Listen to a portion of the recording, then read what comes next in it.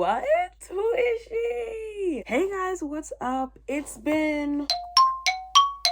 think it's been about a month since I last uploaded. Are you moving? Hey, we're already getting off to a bad start. So it's been like over a month. Oops. Guys, I'm sorry.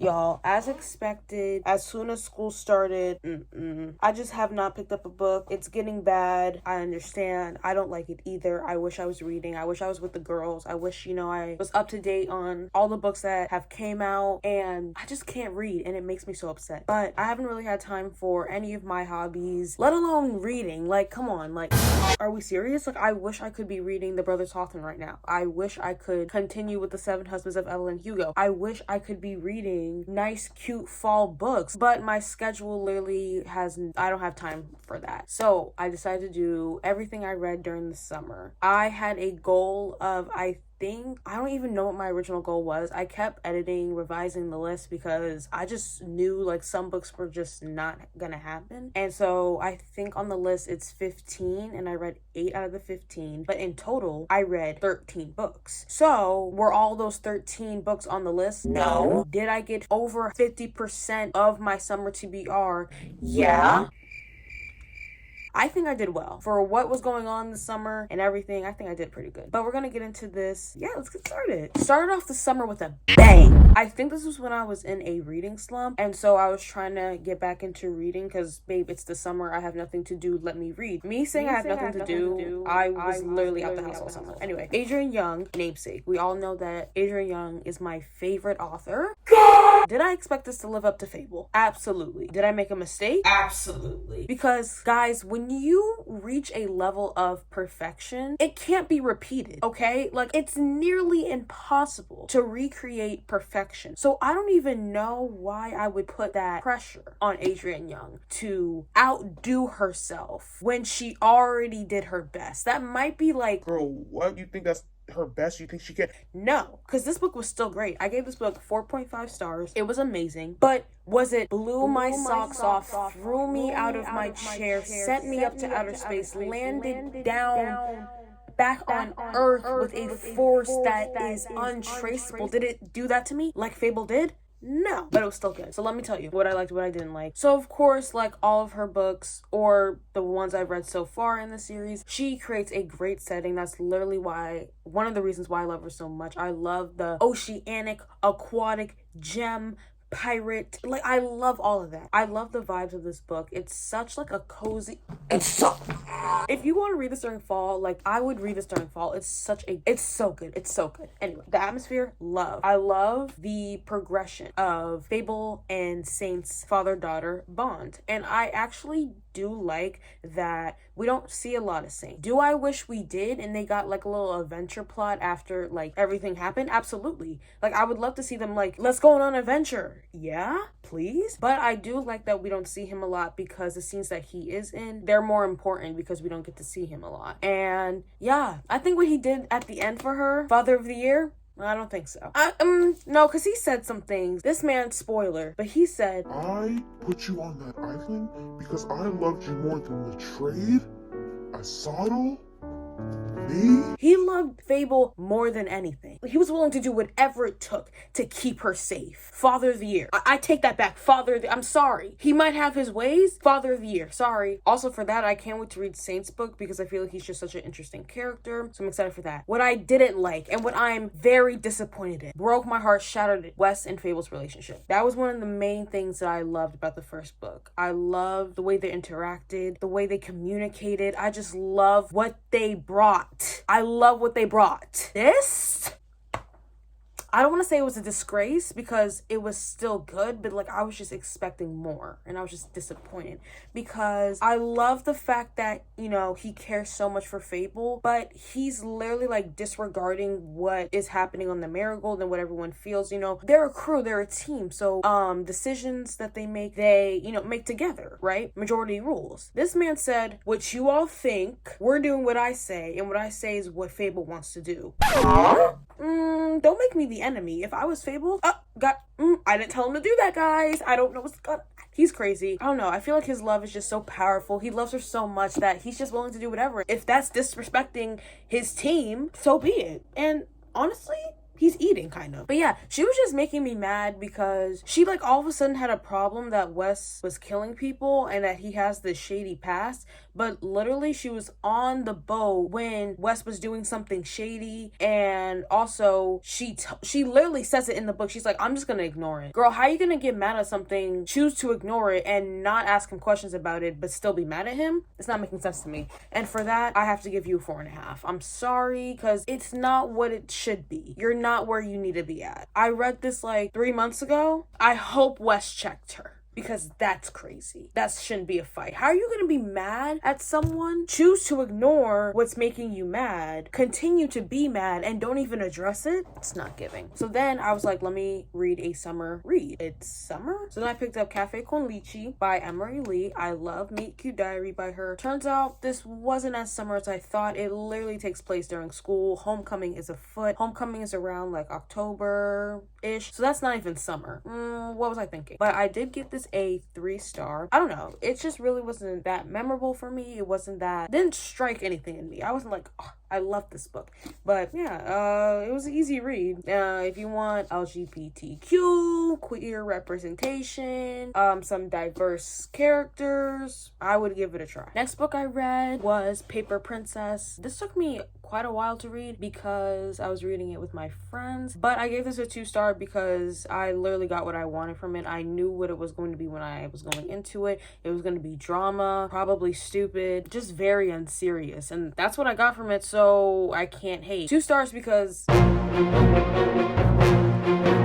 I didn't like it. Like, what? Anyway, then we have Sunny Disposition. I gave this a 4.25 stars. There's a lot of tropes in here, but it doesn't feel so in your face like another popular hockey romance book.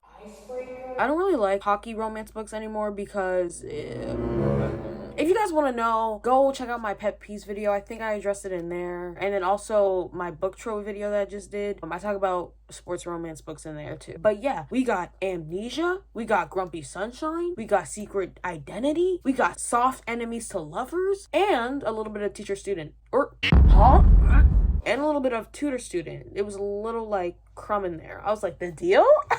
But yeah, I really enjoyed this book. The communication between the two characters, Finn and Naomi, was very refreshing and very mature for a college relationship. A lot of these college romance books, especially like sports romance books, the communication's in the garbage, guys. And honestly, being in college now and seeing it, like being surrounded by that, I can definitely see where the communication isn't there. Like, it's definitely like fiction is reflecting reality, reality is reflecting fiction. It's definitely giving that. But when I'm choosing my books, guys, I want a break from reality. So having clear communication between the characters is it's enjoyable. I like it. And I'm pretty sure there wasn't any third act conflicts, third act breakups, anything like that. And it didn't fall flat. Like another book I'm about to talk about, I really loved how Finn was just so in love and in awe of Naomi. It was just like, I love seeing Black girls, I love seeing Black women being loved and empowered. That's literally all I can ask for. Hey, what? Exactly. Thank you. Y'all, there was a certain scene where I think Finn bought Naomi a new doorknob. She was like, let me pay you back. And he was like, it was free. She was like, no, it's not. I see the receipt. And he was like, no, it's free for girls who are named Naomi. Stop playing with me. I love that scene. She like goes and tries to get the receipt, and then he takes it from her, and then they're kind of like back and forth trying to take the receipt, and then why do they end up kissing? Next book I read was Red, White, and Royal Blue. I rated that 3.75 stars. I read that for a video, and I read that before I watched the movie that came out. It was okay to me. I thought it was really cute. My favorite parts were the friend group. I loved seeing Alex and Henry going through all their obstacles, minus the homophobia from his dad or grandpa, wherever the fuck that old man was. Didn't like that. But yeah, it was okay. Then we have the co-op. I gave this 3.5 stars. This has one of my favorite tropes.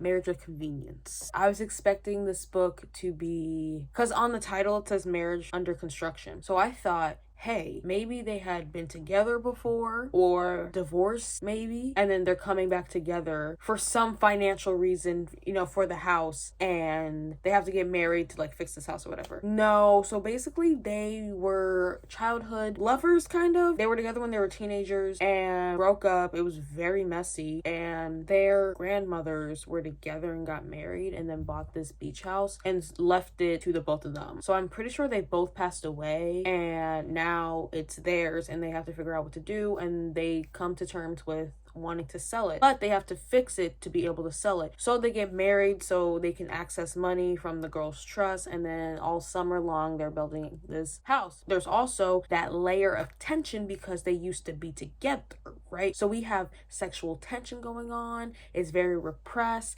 There's like, I like you, but I hate you for what you did to me, because they both hate each other. But they did end up like dealing with that very maturely. But one of my favorite parts was they had "we shouldn't be doing this" like types of scenes. Are you serious? Thank you. More of that, please. I think there was like 2 or 3 of like, we shouldn't be doing this, but y'all still doing it. Yeah, so the beginning of the book and the middle of the book was really good. I really enjoyed it. Y'all, there were so many interruptions. Hey, so if you've seen the things I like in books, you guys know. Interruption trope.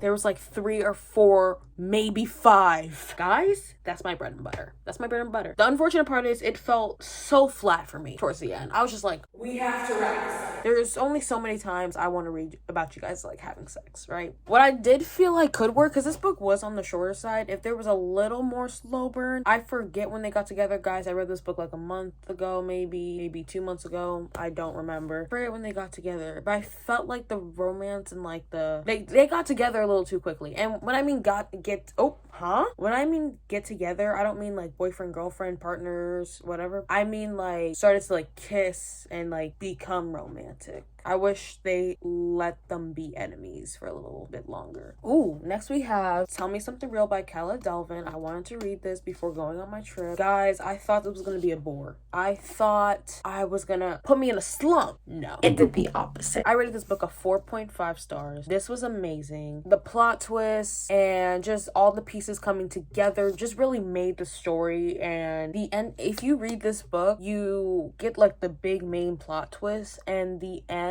kind of, it's hard to explain without spoiling, but the ending complements what the big plot twist was about, right? Because I could see people saying like the ending was unsatisfying because we want to know like a specific part. We want to know like why this person did it. But because of the plot twist, it makes sense that we shouldn't know why.